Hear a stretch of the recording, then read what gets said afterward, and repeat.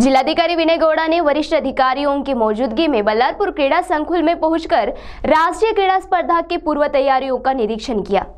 तो आइए सुनते हैं इस मौके पर जिलाधिकारी विनय गौड़ा ने क्या कहा।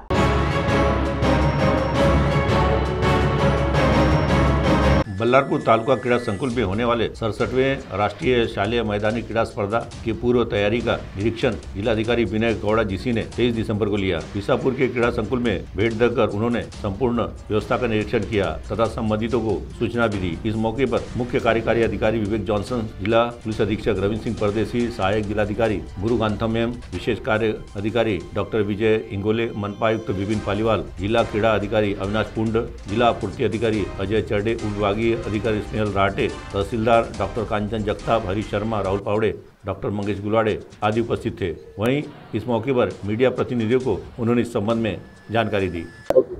नमस्कार। 67वा राष्ट्रीय शालेय मैदानी क्रीडा स्पर्धा बल्लारपूर इथे होत आहे। तो त्याच्या पूर्वतयारी म्हणून आज इकडे सर्व जो प्रिपरेशन आहे त्याचा पाहणी झाला।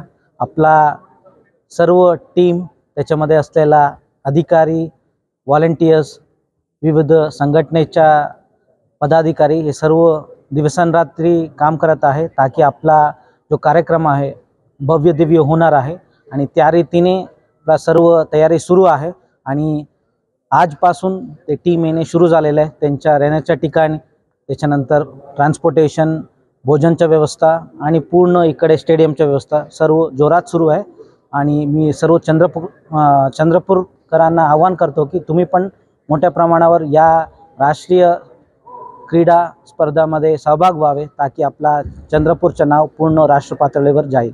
धन्यवाद।